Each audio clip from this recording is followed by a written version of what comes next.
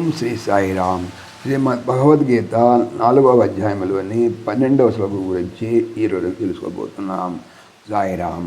భగవానుడు గత శ్లోకములో, ఓ అర్జున, ఎవరు ఏ ప్రకారముగా నన్ను సేవింతురో వారిని ఆ ప్రకారముగానే నేను అనుగ్రహించును.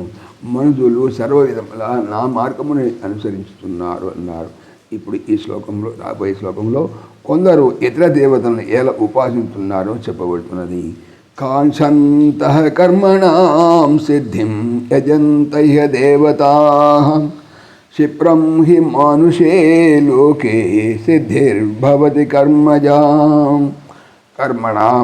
కర్మముల యొక్క సిద్ధిం ఫలప్రాప్తిని కాంక్షంతః అపేక్షించువారు ఇహ ఈ లోకమున దేవతాః దేవతలను యజంతే ఆరాధించుతున్నారు.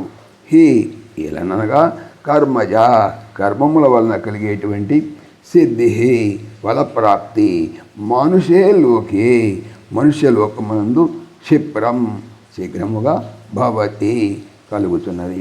తాత్పర్యం, కర్మముల యొక్క ఫలప్రాప్తిని ఆపేక్షించువారు మానవులు ఈ ప్రపంచమున దేవతలను ఆరాధించుతున్నారు.